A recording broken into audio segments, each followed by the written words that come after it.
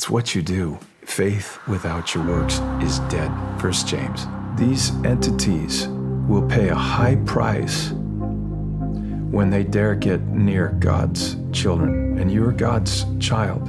When I was 16 years old and they were talking smack about my God, that ain't gonna happen around me. We talked a little bit about spiritual warfare before we started recording, and with my new faith, I think it's my mission to spread the word, and it's already connecting me to people that I never would have been connected with before, like yourself, a couple other people that are coming on the show soon, and everybody that's around me that is a believer, that's close to me, has come to me and told me, be careful. You need to watch out.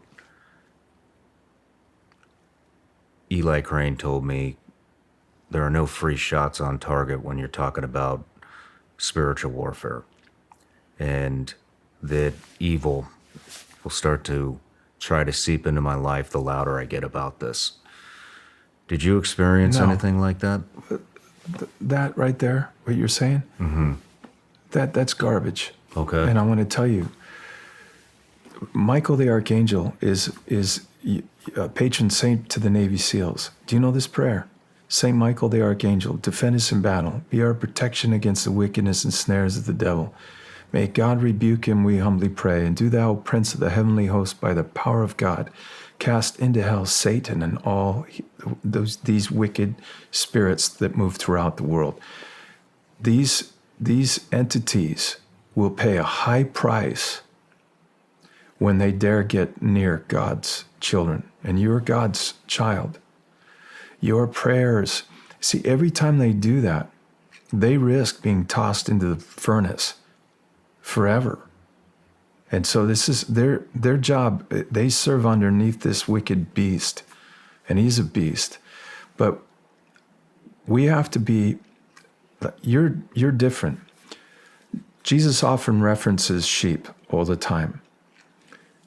And when Jesus goes and leaves to find that one rescue sheep, which I was, but I've gone to other levels. So what would that be? Well, when he's gone looking for that sheep, that lost sheep, he's got sheepdogs that got wolf in them. And then we'll kill any of them that come near those sheep. We defend them. We protect them. They're also wolves that have converted. And that's a different type of guy. That guy, he's lethal. So you've got the wolves coming in, you've got converted wolves, they know how they hunt, and then you got the sheepdog. This is how it's got to be, to take them out. And he's allowing us to step up like David. You know, I got this wrong the other day. It was Samuel, I said Jeremiah. It was Nathan, blah, blah, blah, but it's Samuel. Samuel, the prophet, goes and finds this, is told that out of this man's home is going to be one of the heads of, is going to be the head of king of Israel. So he goes and meets all the boys, and he says, none of these are going to be the head of Israel. And then the father, he asks the father, by chance you have another kid? He says, yeah, out back. Can you imagine the father didn't even think nothing of his own son, David. He's outside, he's a sheep herder. It's nothing.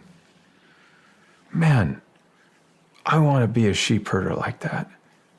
I want to love God in a profound way that when I was 16 years old and they were talking smack about my God, that ain't going to happen around me. So I said, I'm going to go down and I'm going to kill this son of a bitch, Goliath. After I kill him, you're going to come around and take him out. But David was, what was profound, it was like, nobody talks about my father this way. Nobody. He loved him that much. Can you imagine? Our good God, he's not loved enough by us.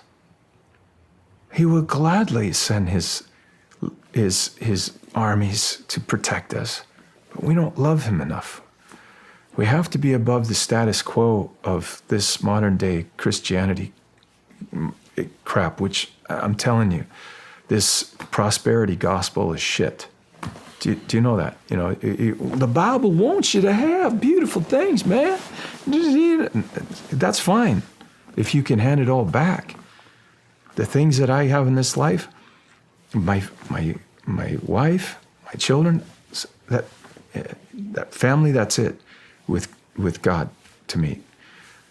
I love beautiful things. I love Lamborghini and all that. But hey, listen, if I have to give it back, fine, done. It's over. So this, it's not authentic. And there are a lot of wolves in sheep's clothing in our, this modern day Christianity. It's fake. It's